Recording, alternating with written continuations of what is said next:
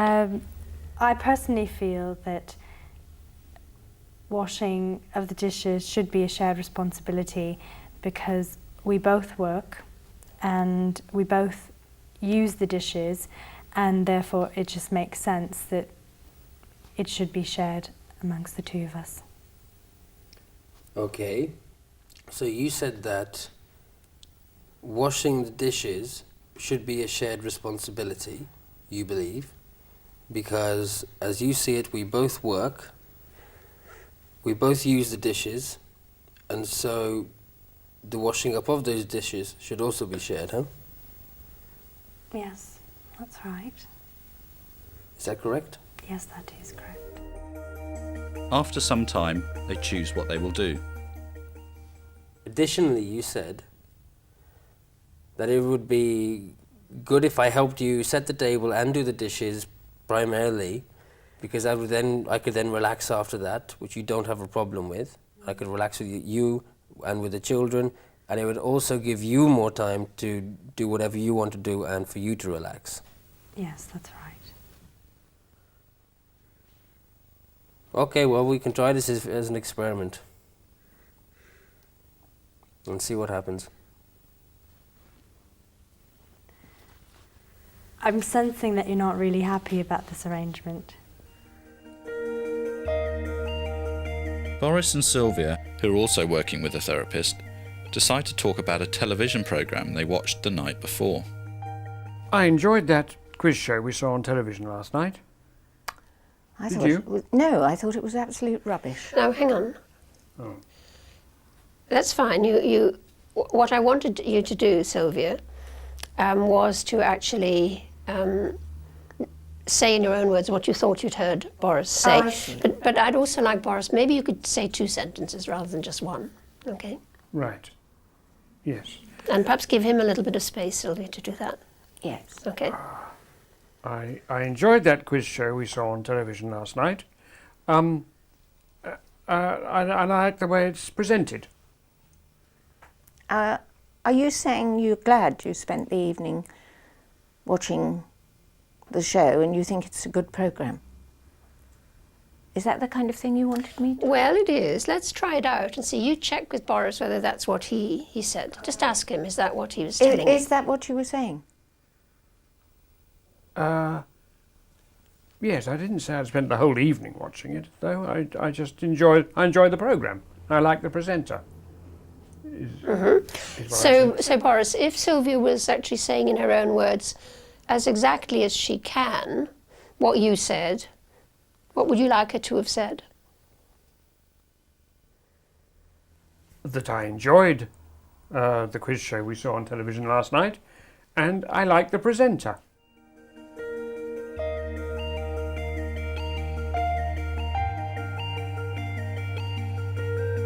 It is sometimes difficult for one partner to say what they want to say, particularly if the topic is upsetting in some way. The other partner may need to be encouraging and let the partner know that they really do want to hear what the other thinks or feels. Now watch Layla and Dev struggling with this. I think it's time we try to talk about the things that upset us both. I would like to talk now. I know you get very upset when my mother visits us. And I really want to know what the problem is. So, can you tell me now? Well, I can tell you, but you really should know what upsets me. Look, Layla, I thought we both agreed that we would talk and listen to each other. It doesn't help me if you won't talk to me when there is something wrong. Please, do try and tell me. I do want to know. All right, but you must promise not to get upset. I can't promise, but I can try. It is often difficult for couples to find time without the children, television, telephone, family or friends. Now watch Bob and Tina as they struggle with finding time. You will also see Bob and Tina working at this issue in the second video about solving problems together. Finding it's helping. Yeah, well good, I'm glad you found it helps. Because I know it's been difficult finding the time to do the exercises and everything. I mean, once we've had something to eat, got the kids to bed, watched a bit of telly, you know, I'm exhausted, and I know you are too. Yeah, but, you know, if we want to get back to how we were before the kids came along, we're just going to have to try a bit harder. Yeah, well, it's not just the kids, is it? It's you being out of work. I think that's another one of those sting things. But yeah, you're right. Oh, look, why don't we, I don't know, skip telly once in a while so we can, you know, have a chat? Oh, you miss your sport? That'd be something special. Well, I don't know. You suggest something. Right, well, if we're really going to make this work, what we've got to do is get 2 lots, 20 minutes. And that means no interruptions, no telly, no kids, no nothing, you know, we just have to concentrate. I thought, you know, I don't know what you think, but maybe we could do, say, Monday nights and perhaps Sunday, you know, afternoons when the kids have a nap. It's fine by me. Yeah? You will soon be asked to stop the video and practice the first 5 steps towards good communication. So far, the couples you have seen have been practicing with trivial issues, such as a favourite meal, a TV programme, or washing dishes. We would like you to do the same, even if you feel it's like doing homework that you already know. So choose a simple topic, try to make it fun, but at the same time, see how exact you can be in what you restate. This is the essence of good communication. To remind you of the steps, they are: Step 1. Choose a simple topic. Step 2. Partner A speaks. Step 3. Partner B restates what has been said. Step 4. Partner B checks this out. Step 5. Partner B amends if necessary.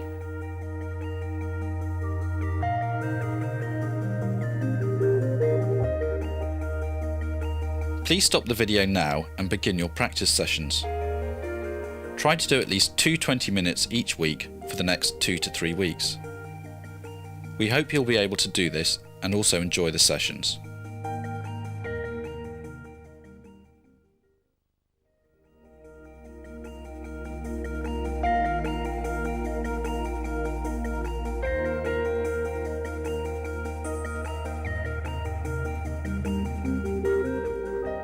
Having spent some time practicing steps 1 to 5 for 2 to 3 weeks, now move on to the next steps, which are: Step 6.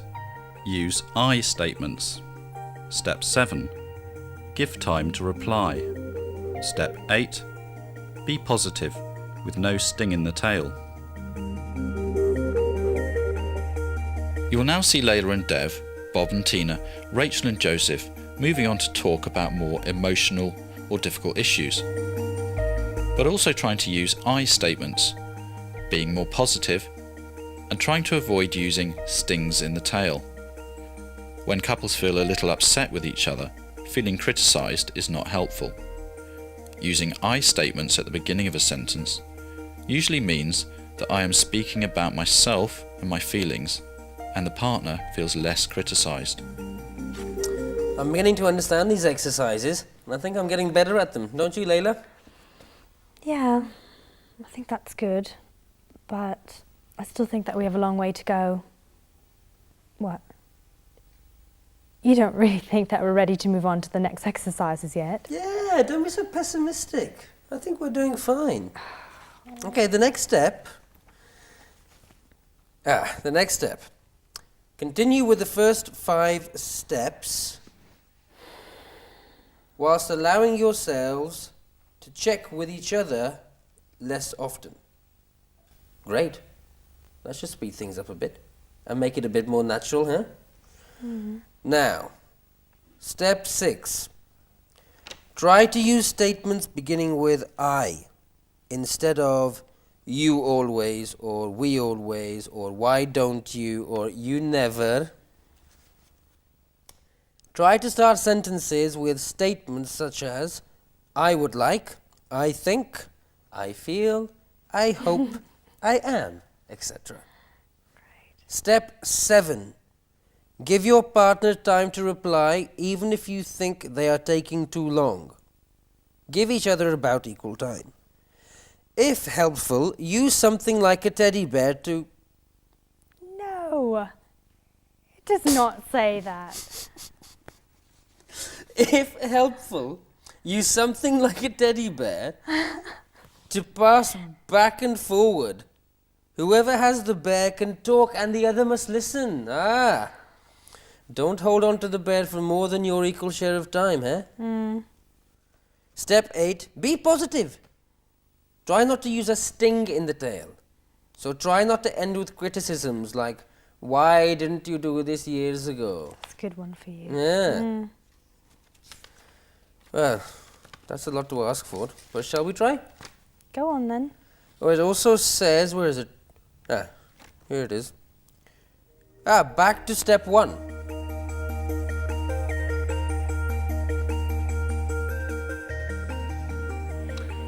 Could we try talking about whether I'm to wear a sari at Cousin Nina's wedding? Or do you think that might be too difficult? Well, we could try, and if it's too hot a topic, we could think of something else.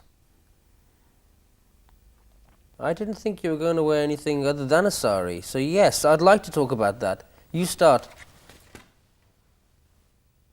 Are you sure? Mm-hmm. Well, I was wondering what you would think if I didn't wear one. I mean, you often tell me that I should wear one, especially when we're with the family, but I just... You're not meant to say that. Say what? You said you often. It says here, start sentences with statements such as, I would like, I think, I feel, I hope, I am, etc. I didn't think that you were paying such close attention. Well, if I'm going to do this, I might as well do it properly, huh? Right, so where were we? You are to start with an I statement, such as I think, I would like, I hope. I hope you're ready for this. Try me. I would like you to agree that I do not need to wear a sari at Nina's wedding. I can't do that. Besides, I don't think anyone is going to approve of you not wearing a sari, especially at a wedding. But wear what you want, huh? I don't think that you heard what I said. I would like you to agree that I do not need to wear a sari at Nina's wedding. I did hear you. I know that you want me to agree that it is not necessary for you to wear a sari. But I think it is necessary, and I would like you to wear your red sari. I'm really disappointed. I thought that you would want to agree with me for a change instead of with your family.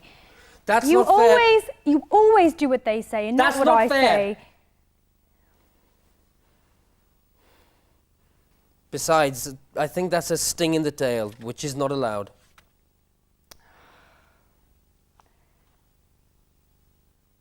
You're right. Sorry.